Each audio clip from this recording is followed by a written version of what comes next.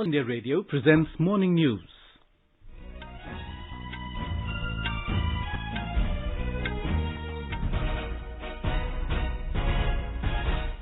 Good morning, I'm Sunil Verma and with me is Subhadra Ramachandran. The headlines. Prime Minister Narendra Modi to inaugurate Submarine Optical Fibre cable connecting Chennai and Port Blair today. Prime Minister launches 1 lakh crore rupees Agriculture Infrastructure Fund. Also releases 6th installment of PM Kisan scheme to 8.5 crore farmers. Industry welcomes Defence Ministry's move to stop import of 101 defence items in a phased manner. Country achieves remarkable feat by performing more than 7 lakh tests of coronavirus samples in a single day. And Health Ministry's telemedicine platform provides over 1.5 lakh online consultations.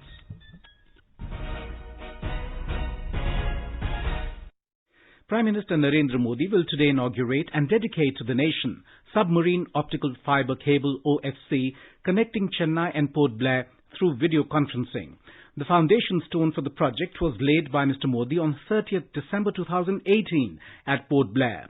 The submarine cable will also connect Port Blair to Swaraj Dweep, Little Andaman, Car Nicobar, Kamorta, Great Nicobar, Long Island and Rangat. This connectivity will enable delivery of faster and more reliable mobile and landline telecom services to Andaman and Nicobar Islands. Enhanced telecom and broadband connectivity will boost tourism and employment generation in the islands and also give an impetus to the economy and raise standards of living. Better connectivity will facilitate delivery of e-governance services like telemedicine and teleeducation. Small enterprises will benefit from opportunities in e-commerce. Educational institutions will utilize enhanced availability of bandwidth for learning and knowledge sharing. More from our Chennai correspondent. The availability of the bandwidth for the island will now go up to a whopping 400 gigabytes per second at one go, with the commissioning of the project by Prime Minister Narendra Modi today. The greenfield landing stations at Chennai in the mainland have been established in advance, says the BSNL Chennai Chief General Manager Munindranath, who oversaw the execution of the project. BSNL has executed the project from scratch, including acquisition of land, construction of buildings, laying of cables, installation of equipment and commissioning. BSNL has completed this project in a record time of about 2 years. BSNL will also be maintaining the network for next 5 years. The most reliable high-speed internet and seamless telecom connectivity is now possible in most parts of the archipelago. Jai Singh, AR News, Chennai. Once inaugurated, the submarine optical fibre cable link will deliver bandwidth of 2 by 200 gigabytes per second, Gbps between Chennai and Port Blair, and 2 by 100 Gbps between Port Blair and other islands. Provision of reliable, robust and high-speed telecom and broadband facilities in these islands will be a landmark achievement from the viewpoint of consumers as well as for strategic and governance reasons. 4G mobile services, which were constrained due to limited backhaul bandwidth provided via satellite, will also see a major improvement. Business process outsourcing services and other medium and large enterprises will also reap the benefits of better connectivity. The project is funded by the Government of India through the Universal Service Obligation Fund USOF under the Department of Telecommunications and Ministry of Communications. Bharat Sanchar Nigam Limited BSNL executed this project, while Telecommunications Consultants India Limited TCIL is the technical consultant. About 2,300 kilometers of submarine optical fibre cable has been laid at a cost of about 1,224 crore rupees, and the project has been completed in time. Prime Minister Narendra Modi has launched 1 lakh crore rupees Agriculture Infrastructure Fund to give a leg up to post-harvest management and marketing of agricultural produce.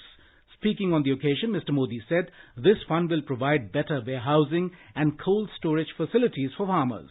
He said new jobs will be created as food processing and post-harvest facilities are set up in rural areas. देश में कृषि से जुड़ी सुविधाएं तैयार करने के लिए 1 लाख करोड़ रुपए का विशेष फंड लॉन्च किया गया है। इससे गांवों-गांवों में बेहतर भंडारण, आधुनिक कोल्ड स्टोरेज की चेन तैयार करने में मदद मिलेगी और गांव में रोजगार के अनेक अवसर तैयार होंगे। इसके साथ-साथ किसान सम्मान निधि के 17,000 करोड़ रुपए सीधे 8.5 करोड़ किसानों के खाते में जमा हो गए। The Prime Minister said it will enable startups to scale up their operations in India to build a global presence in organic and fortified food. The fund was launched with 1,128 crore rupees of new loans disbursed to more than 2,200 cooperative societies. During the event, the Prime Minister also releases sixth installment of 17,100 crore rupees to more than 8.5 crore farmers under the PM Kisan Direct Income Assistance Scheme. इस योजना का जो लक्ष्य था, वो लक्ष्य हासिल हो रहा है। हर किसान परिवार तक सीधी मदद पहुंचे और जरूरत के समय पहुंचे, इस उद्देश्य में ये योजना सफल रही है। बीते 1.5 साल में इस योजना के माध्यम से 75,000 करोड़ रुपए सीधे किसानों के बैंक खाते में जमा हो चुके हैं। इसमें से 22,000 करोड़ रुपए था कोरोना के कारण लगे लॉकडाउन के दौरान किसानों तक पहुंचाए गए। Under the infrastructure scheme, banks and financial institutions will provide 1 lakh crore in loans to cooperative societies, farmer-producer companies, self-help groups, entrepreneurs, startups and infrastructure providers. The objective is to provide medium to long-term debt financing for setting up of post-harvest infrastructure and community assets for marketing of farm produce. Defence Minister Rajnath Singh will launch the Atmanirbhar Bharat Saptah this afternoon. The move is aimed at promoting Prime Minister Narendra Modi's vision for a self-reliant India with increased local manufacturing. Indian industry has welcomed the Defence Ministry's move to stop import of 101 defence items in a phased manner. Defence Minister Rajnath Singh yesterday announced to put 101 items on import embargo to boost indigenization of defence production. Confederation of Indian Industry, CII, Director General Chandrajit Banerjee welcomed the curbs and the announcement that 52,000 crore rupees will be earmarked for procurement from domestic manufacturers. He said Defence Minister's announcement for negative import list of defence systems and platforms marks the launch of a new glide path for Atmanirbhar Bharat. FICCI has described it a great leap forward for Atmanirbhar Bharat program in defence production. FICCI's Defence Committee head SP Shukla said earmarking of 52,000 crore rupees for domestic capital procurement fulfills a request by the industry chamber to provide a long-term visibility and defence procurement plans. Chairman and Managing Director of Bharat Forge Baba Kalyani said the announcement is a strategic step that will propel the Atmanirbhar Bharat narrative and bolster Indian defence equipment manufacturing industry. He said the growth of the domestic industry, especially the MSME sector, will lead to self-reliance, reduced expenditure on imports, saving of foreign currency, creating job opportunities, revival of consumption and ultimately getting us closer to the common goal of 5 trillion economy. Government has rejected a letter circulating in the social media which claims that Prime Minister Narendra Modi has written a letter to Uttar Pradesh Chief Minister Yogi Adityanath. In a tweet, Press Information Bureau PIB termed the letter as fake. Ministry of Railways has said that advertisement for any railway recruitment is always done by Indian Railways only and no private agency has been authorized to do the same. The ministry said it has come to its notice that one organization, Avestran Infotech, having website www.avestran.in, has given an advertisement in a prominent newspaper calling for applications against 5,285 posts in 8 categories on outsourcing basis on Indian Railways on 11 years contract. The applicants have been asked to deposit 750 rupees as online fee and last date for receipt of applications has been mentioned as 10th of September.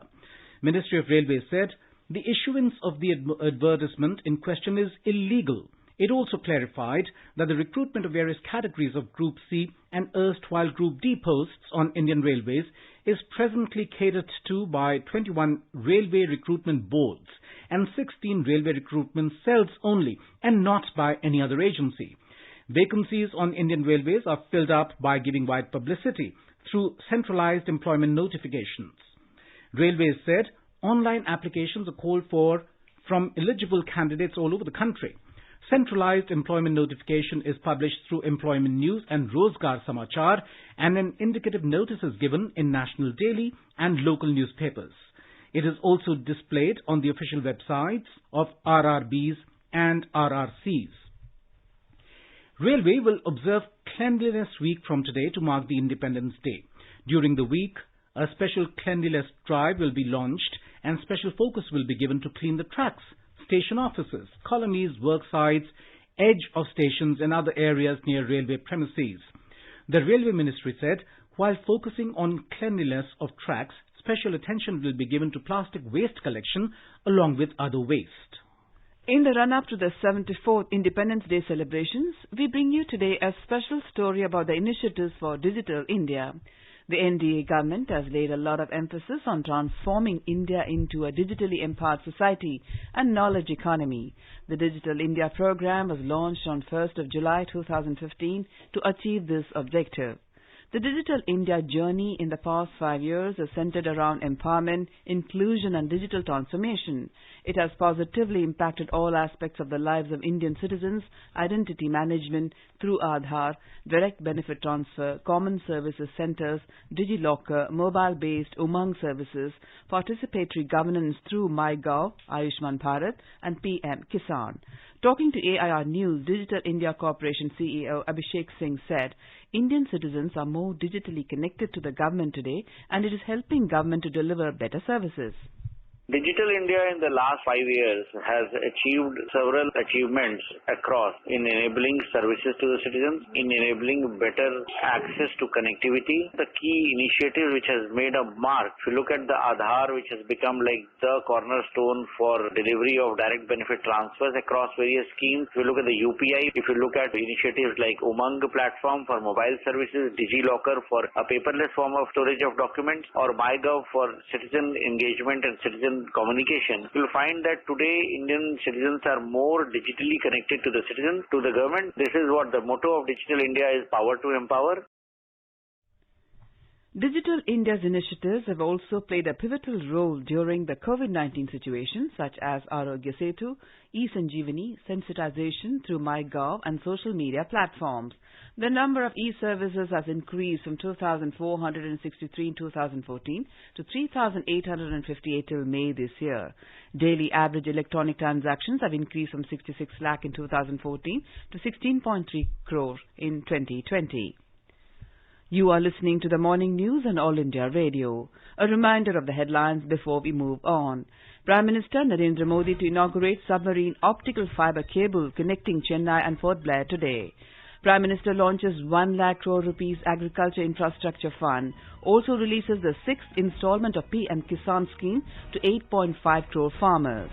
Industry welcomed Defence Ministry's move to stop import of 101 defence items in a phased manner. Country achieves remarkable feat by performing more than 7 lakh tests of coronavirus samples in a single day. And Health Ministry's telemedicine platform provides over 1.5 lakh online consultations. For quick news updates round the clock, follow us on our Twitter handle at AIR News Alerts. The Health Ministry's initiative, e-Sanjeevani OPD, a telemedicine service, has registered 1,58,000 online consultations. Health and Family Welfare Minister Harshvardhan said since last November, 23 states have launched the service covering 75% of the country's population, while others are in the process of rolling it out. The e-Sanjeevani platform has enabled 2 types of teleconsultations, doctor-to-doctor e-Sanjeevani and patient-to-doctor e-Sanjeevani OPD. Dr. Harshvardhan said e-Sanjeevani is being implemented under the Ayushman Bharat Health and Wellness Center ABHWC's program. It seeks to connect all 150,000 health and wellness centers using the hub and spoke model by December 2022, he said. So far, 12,000 health professionals, including 2,800 doctors, have been trained to offer consultations on the national e-platform through over 3,000 HWCs across 10 states. Every day, around 250 doctors and specialists are providing e-health services despite the lockdown, he said. This service is available on Android apps. A patient gets to see the doctor in around 5 minutes after logging in. India achieved a remarkable feat by performing more than 7 lakh tests of coronavirus samples in a single day. The Union Health Ministry said, continuing the streak of more than 6 lakh tests in a single day for several days, India's tests have grown exponentially. During the last 24 hours, 7,19,364 tests were done. The ministry said states have been advised to firmly focus on comprehensive tracking, prompt isolation and effective treatment. Several meetings have been taken in the past week to engage with states that are showing higher fatality rates. India's COVID-19 recoveries have crossed a historic peak of 1.5 million. Health Ministry said recovery of more than 15 lakhs has been made possible because of the policy of testing aggressively, tracking comprehensively and treating efficiently. It said better ambulance services, focus on standard of care and use of non-invasive oxygen have given the desired results. COVID-19 infection still remains concentrated in 10 states that contribute more than 80% of the new cases. 139 fresh cases of COVID-19 reported in Andaman and Nicobar Islands. These all are among contacts who found positive during sample testing. Meanwhile, 148 patients recovered as well. A total of 1,490 cases of COVID-19 reported in the islands till date, out of which 648 patients recovered, while the total number of active cases has dipped to 822. 20 patients have died so far. Acting upon the situation, administration is extending medical infrastructure in the islands. Now, 900 beds are available for corona patients. An ITI and DBRIT Institution of Technology has been converted as COVID Care Center. In Karnataka, 5,985 new COVID-19 positive cases reported yesterday, taking the total to 1,78,087. A total number of 4,670 patients were cured and discharged from various hospitals in the state, and the total number of discharged people have gone up to 93,908. Among the new cases, Bengaluru city reported with highest number of 1,948 cases, followed by Mysuru with 455, Ballari 380 and Udupi with 282. Here is a report. A total number of 80,973 active cases are under treatment in various hospitals in the state. Among them, 678 patients are in ICU. The total death toll has risen to 3,198. 37,936 swab samples were tested yesterday. The recovery rate stands at 52.73% and the mortality rate is 1.79%. Meanwhile, the State Health Minister B. Sriramulu tested positive and admitted in the government-run Bowring Hospital in Bengaluru. He has appealed to the people who came in contact with him to go for testing. R. Murthy, AIR News, Bengaluru. In Bihar, coronavirus cases are increasing rapidly across the state. Positive cases mounted to 79,720, with the reporting of fresh cases of 3,934. 51,315 patients have been discharged from hospitals after treatment, while 27,975 are undergoing treatment. 429 people died due to coronavirus. Recovery rate stands at over 64%. In Gujarat, 1,311 COVID-19 patients recovered during the past 24 hours. The recovery rate in the state has gone up to 76.18%. More from our correspondent. 1,078 new patients of COVID-19 recorded in Gujarat yesterday. Total cases of COVID-19 in the state have gone up to 71,064. Out of 14,272 active cases in the state, the conditions of 73 patients are serious. The number of total patients recovered from COVID-19 in the state has gone up to 54,138. 25 patients have lost their lives yesterday. More than 9,87,000 tests have been carried out till date. Ahmedabad Municipal Corporation has added 11 new areas in the micro-containment zone. Yogesh Pandya, AR News, Ahmedabad. The Municipal Corporation of Greater Mumbai this week onwards will start using a voice sampling method to diagnose COVID-19 at one of its jumbo facilities in Mumbai. Although this will be on pilot basis, but the app-based tool will soon be introduced in other hospitals as well. More from our Mumbai correspondent. The Municipal Corporation of Greater Mumbai will start a pilot project to use voice analysis at the Jumbo COVID-19 facility at Nesco grounds in suburban Goregaon. The audio-based app can find a person's COVID-19 status from the voice timbre. Such voice-based apps or tools have been tested across the world. A suspected patient will be asked to speak into a cell phone or computer where the voice analysis app has been uploaded. The sample will be compared with the voice of a person not suffering from COVID-19 to provide an analysis. The app comes preloaded with thousands of voice patterns. If the pilot shows promise, the MCGM plans to use the program in its other hospitals as well. Madhuri Pange, AIR News, Mumbai. In Madhya Pradesh, in view of the corona pandemic, the ensuing festivals like Ganesh Utsav, Muharram and Janmashtami will not be celebrated publicly in the state. Independence Day will also be celebrated at a limited scale.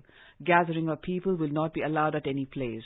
Reviewing the COVID-19 situation in the state, the Chief Minister Shivraj Singh Chauhan urged the citizens of the state to celebrate these festivals at home itself. Our correspondent has filed this report. Ganesh idols will not be installed at public places and procession of Janmashtami as well as Muharram will not be allowed. Gathering of more than 5 people at a time of places of worship will not be permitted. Meanwhile, the recovery rate has reached 74.1% and the fatality rate has come down to 2.52% in the state. The state government instructed that the health screening of people moving in and out from the borders of the state should be done essentially. The state government also issued instructions that awareness should be spread among the people to wear mask and follow social distancing. Sanjeev Sharma, AIR News, Bhopal. In our series Experts Speak on All India Radio, we bring you views of leading medical experts in COVID-19. Dr. S. Rajeshwari, Department of Anesthesiology, AIIMS, has advised the people to stay at home and maintain hand hygiene. We have seen that there is a severe shortage of ICU facilities in the most developed of countries. And in order that we do not face the same calamity in our country, it is vital that we do not stress the health system by becoming more sick and bringing more patients. And for this, I urge that you must stay at home and must maintain hand hygiene to reduce the number of patients coming into the hospital. Dr. Purva Mathur, Professor Lab Medicine, AIIMS, has said that social distancing is very important to check the spread of the virus. Coronavirus spreads by droplets when a person coughs or sneezes. These droplets do not travel beyond 1 meter, and that is why it's important to maintain social distancing. Uttar Pradesh Chief Minister Yogi Adityanath has directed officials of the flood-affected districts in the state to continuously monitor the flood situation with the help of drones and through ground patrolling. District magistrates have been directed to take the flood relief work as top priority. 802 villages of 20 districts in the state are currently flood-affected. A report. Most flood-affected districts are in Purvanchal and Tarai region of the state, where 283 shelter homes and 715 flood stations have been established. 15 teams of NDRF and 7 teams of SDRF and PSC flood platoon have been deployed for rescue and relief work. Major rivers of the region like Saryu, Ghagra, Rapti and Sharda are flowing above the danger mark. The state government has established disaster control centers at district and the state level. Anyone who is facing difficulty due to flood or any other reason can call on helpline number 1070. The state government has said that there is no need to worry. Sushil Chandra Tiwari, AIR News, Lucknow. The flood situation in Bangladesh has improved as most of the rivers are receding across all the 4 major river basins in the country. Northern and central parts of Bangladesh have been severely affected by the ongoing floods. Only 5 rivers in the country were flowing above danger level. In the Brahmaputra river basin, all the rivers showed a decline in the water level, though some rivers including Gur, Atari, Dhaleshwari, Kali Ganga and Bhanshi are still running above the danger level at several observation points. The floods have affected more than 54 lakh people in 33 districts of Bangladesh. The Ministry of Disaster Management and Relief put the figure of deaths due to floods at 41. Minister for Environment and Forest, Prakash Javadekar, will release a document on best practices and launch a portal on human-elephant conflict today on the eve of World Elephant Day 2020. The World Elephant Day is observed every year to spread awareness about the animal. It was launched in 2012 to bring attention to the urgent plight of Asian and African elephants. Poaching, habitat loss, human-elephant conflict, and mistreatment in captivity are some of the threats to both African and Asian elephants. Lebanese Environment Minister Damianos Khatar resigned in the wake of a powerful deadly blast in the port of Beirut, killing at least 158 people and injuring over 6,000 on Tuesday. According to Al Jadid broadcaster, the country's Prime Minister Hassan Diab was trying to persuade Qatar to continue performing his duties on this post. Earlier, Lebanese Information Minister Manal Abdel Samad announced her resigning from office in the wake of the massive explosion in Beirut and subsequent civil anti-government unrest. On Saturday, thousands of people took to the streets of Beirut, demanding the government to resign. Protesters have stormed 4 ministries and the Banks Association. U.S. President Donald Trump has called for Lebanon to conduct a full and transparent investigation into the huge explosion that hit Beirut and expressed his support for protests demanding reform in the country. Trump urged the government of Lebanon to conduct a full and transparent investigation in which the United States stands ready to assist. White House said U.S. President called for calm in Lebanon and acknowledged the legitimate calls of peaceful protesters for transparency, reform and accountability.